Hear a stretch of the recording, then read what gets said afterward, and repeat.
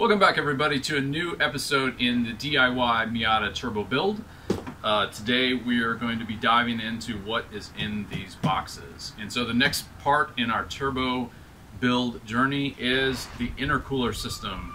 What it is, how it works, and how we're going to put it together on the Miata. Let's dive in. So the Miata is nice in that it can have a front mount intercooler system. There's enough room in front of the radiator to package it nicely, and that means it's very easy to run an intercooler, which I definitely recommend you should do. When you're going forced induction and you compress air, that air heats up as it compresses. It's not heat added by the exhaust or something like that that's heating up the air. It's the act of compression that heats up the air. When you take any volume of air and compress it, it will warm up, and then it needs time to cool down or some mechanism to take the heat out of it. So that's what the intercooler system does. It takes the air in from the compressor side, takes it through this radiator looking thing. Here we've got a bar and plate style intercooler. This is a 27-inch core, so it's a pretty good size.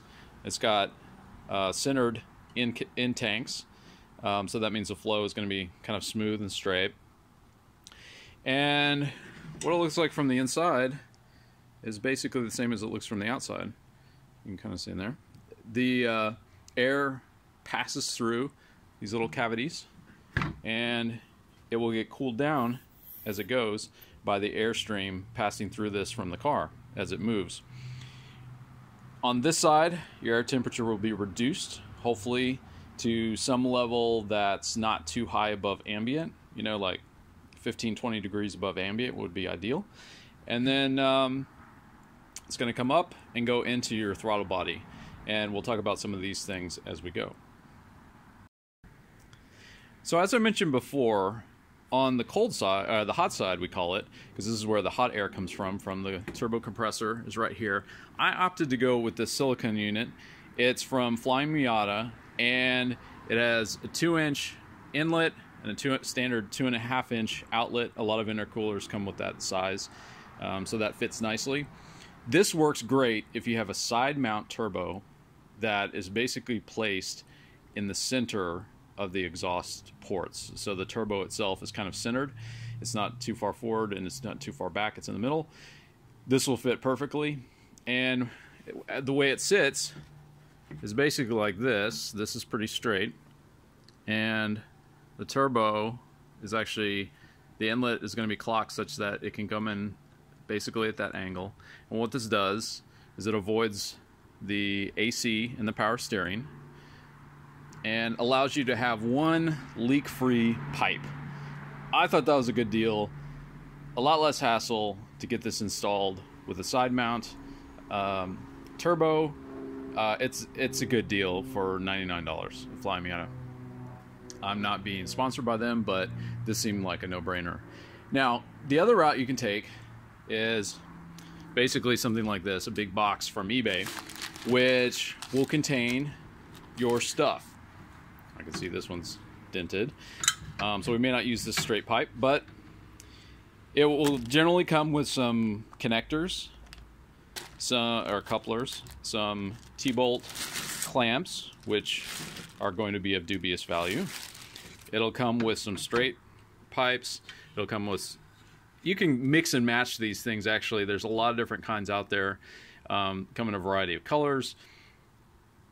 You'll get some 45s, some 90s, you know, and it's basically depends on what you want to pay. I think I paid about $80 for all this, and it came with a nice selection of 90s, about 4 of these, 4 45s, some straights, and a couple of 90-degree silicone couplers, which is going to be nice coming out of here, and also when it goes on to the turbo inlet, the throttle body inlet. What's nice about the Miata also, and a 2.5-inch system on the cold side, is this thing fits right on to the throttle body.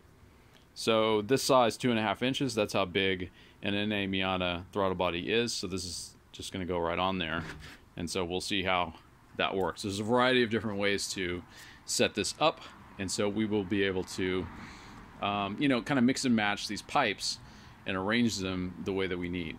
I've also got some vacuum hose, just standard. You can get 1/4 inch, you can get 1/8 inch for various needs, and we'll be using those to set up the wastegate as well as connecting to the blow-off valve. So our cold side is pretty taken care of. There's not much to do. You don't have to tap into this pipe. You're basically going to just have to deal with getting this mounted up in the car and connecting that side. So next we'll be determining our routing outwards. But on the way up on the cold side, there's a few things that we're going to be doing. The first off is I've decided to go this route for a blow-off valve. Now, there's a lot of different blow-off valves, a lot of ways you can set this up. There are some kits that you can get that have basically a flange of the right type that the blow-off valve bolts to. You can get the whole thing as one unit off of eBay. They're about $30. I don't really recommend those. Those will almost undoubtedly leak. If they don't leak immediately, they will leak very soon.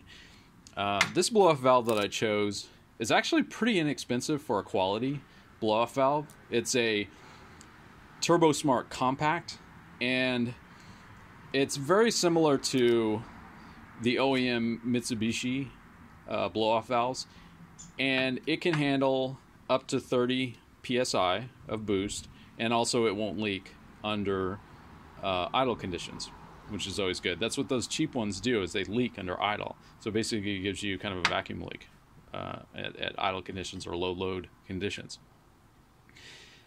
I bought this separate for a few dollars more. It's really just a motorcycle air filter. I put this on, technically air goes out of here, but I put this on just to keep it clean on the inside, and it just big enough so that it could, you know, expel the air and not be a restriction too badly. So what is a blow-off valve needed for? Well, so when you're boosting and you're making a pull and you let off the throttle plate is a butterfly valve. It's open, you let off, it closes. There's a lag in the air rushing this direction towards that plate, in which you still are boosting, but now that air has nowhere to go. The only place for it to go is to backfeed all the way back to the turbo, which can cause problems with your turbo putting stress on it that it's not meant to take, and it can cause bent blades. It can, you know, mess with the shaft. You know, there's a bunch of different stuff that is just not good for it. Over time, it'll kind of wreck your turbo.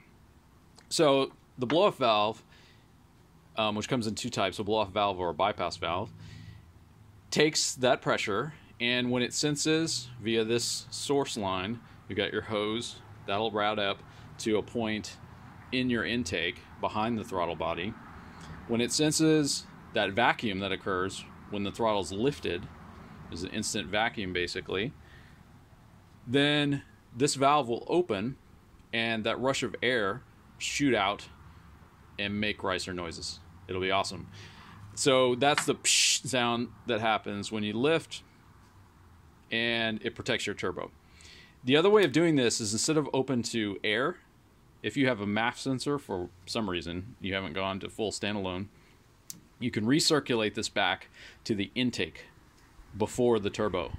So this air can be sent back into the system so that basically you're not making those turbo noises. It's not as loud. That's the way the OEMs typically do it. So all this stuff I got separately. Maybe not the best idea, but it wasn't that expensive. Like this little silicone unit, which, okay, so this is 34 millimeters. This little part right here is 34 millimeters, 34 millimeter outlet, or 35, something like that. It also, this particular Turbo Smart Compact also comes in a 25 millimeter or 1-inch size. And what I got was a silicone tube that would do this. It was about 1.35 inches in size. And I picked this up for, I don't know, less than 20 bucks. So, not too bad. So this is going to pipe in at some point on the way up to the throttle body.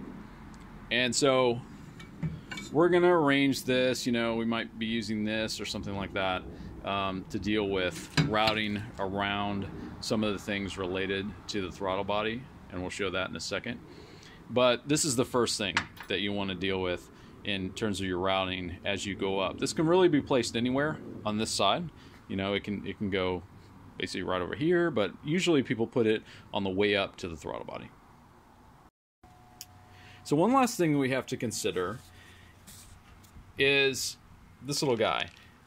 So this is a 3/4 inch heater hose fitting actually, but it's in steel, and it's going to be used for the inlet hose on the IAC valve. So the intake air control valve that's on the throttle body that controls air intake at idle. Usually that's when it opens. So it needs a feed from this side, and we're going to route the existing hose straight into one of these pipes. So we're going to tap one of these pipes, whichever one ends up being like up in the right place, for this, which has an MPT thread on the other side, another 1/2 inch MPT thread. So we're going to use our same tap as we used for the oil pan, and we're going to tap that. You want to have this not just connected to ambient air. Number one, because you'll be sucking in non-filtered air. Number two, it needs to also see boost. The IAC valve is not rated for big differentials.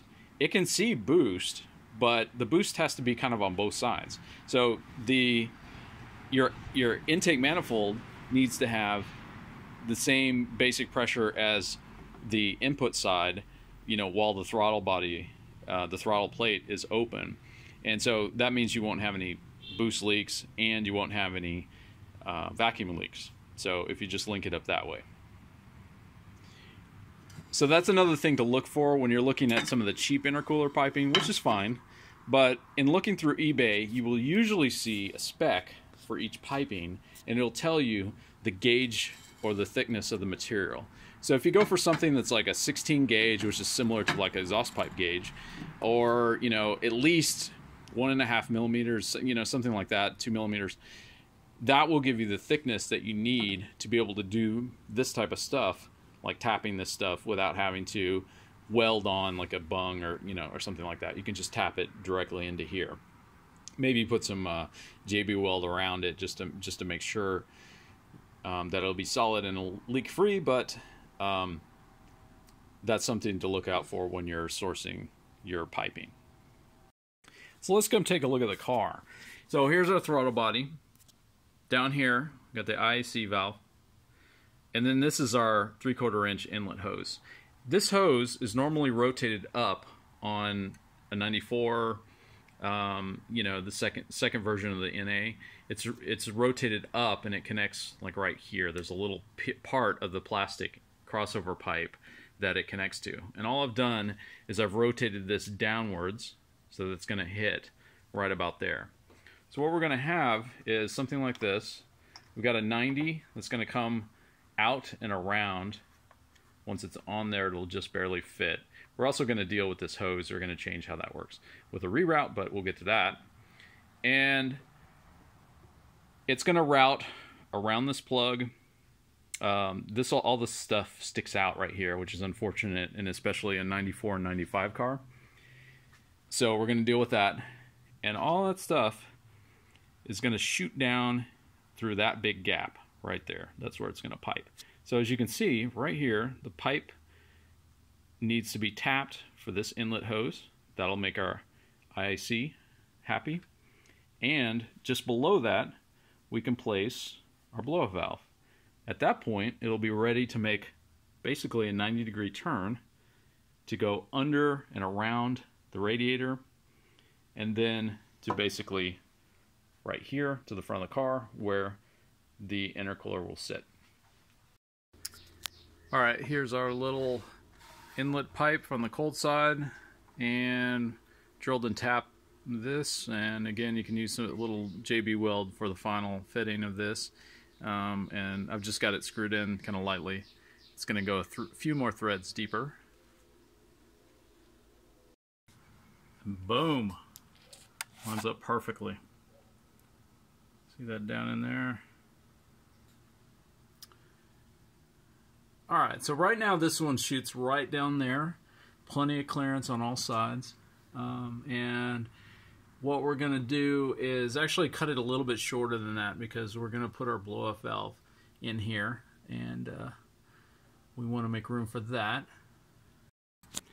Alright, so now we have this action. I made a cut right here, and then put in our little piping for the where the blow-off valve goes. So this is what we've got so far.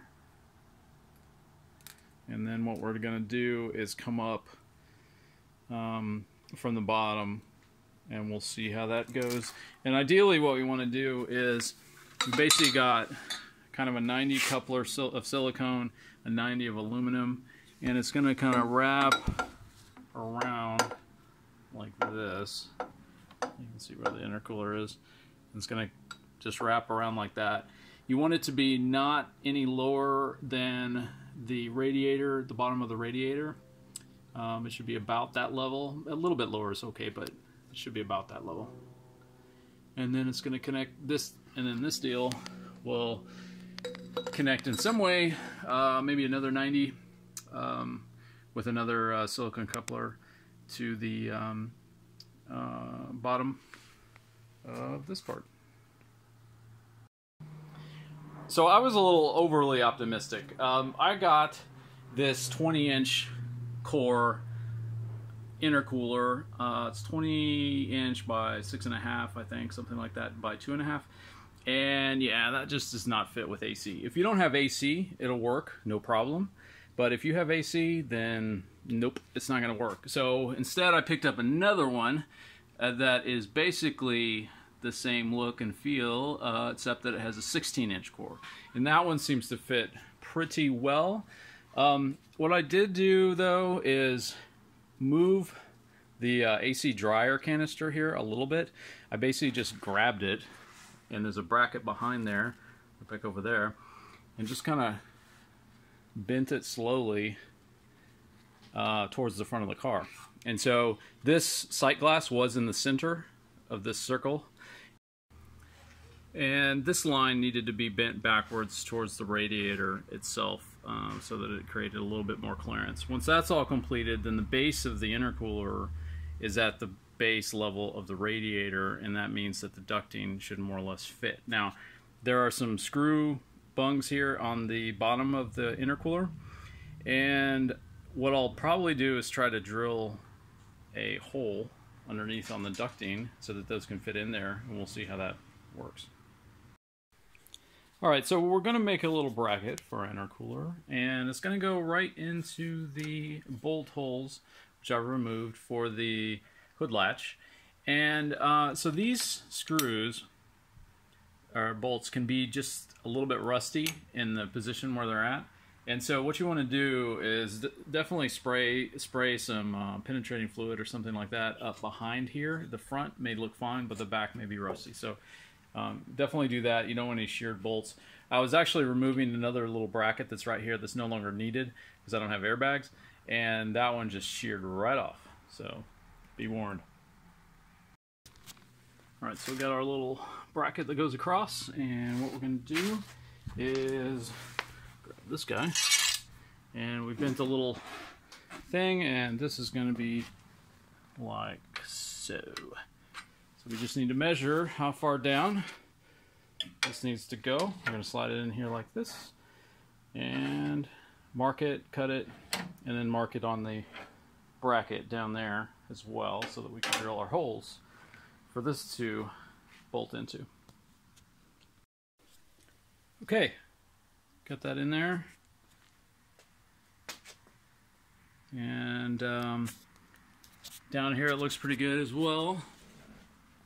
You can see that it's nice and level, even with the bottom of the radiator, actually the AC condenser.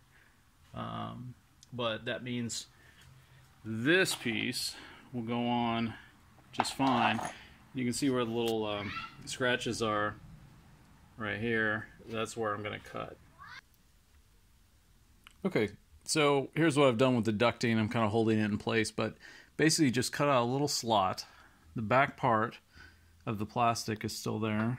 And that's going to be used to hold the under tray because that's where it normally screws into. It's just these little holes right there. So this is going to go slot in basically just like that. And it looks like everything is good up in here. It's hard to see, but I can tell that those holes are lining up. So we've been able to preserve most of our inlet duct right here. So that's good. So with our radiator inlet duct supported, now we got to kind of play peekaboo with the sides. Bottom is okay, and now the sides need to be figured out where they need to be trimmed. Okay, so you can see the stud right there that it goes onto, and so we're just going to kind of look at it and see where it is. Okay, and there's the thing. So basically, if you can see where those AC lines go, we're going to cut directly across from those until we get to about here, and then we're going to kind of go down and then around. And ta-da! So that looks pretty good. What I'll do is also go around the edge here. The plastic's just a little bit sharp, and instead of cutting more, what I can just do is put some weather stripping or cut a hose, or some vacuum hose that you may have lying around it, and then put the pipe in. And it's going to be a pretty good seal. It's going to be tight after that. So that's about perfect. We're maintaining our ducting and airflow, so cool. So just have to do it on the other side. All right, so coming around to the other side now, we've got this 90 aluminum pipe. It's got a connector right there. So if we can light that up a little bit more, right there. So that comes around, and so if you can see here, we've got just a little bit of space. So we're going to want to take out that amount, about 2 inches right there, so that this pipe comes inward, because you can see our tires right there. And then the same is true of this other pipe, which is coming from the top throttle body connection. So this needs to be cut shorter so it's more inward, and then we need to cut both of the pipes so that they can meet in the middle with a small connector piece. All right, looking pretty good on here.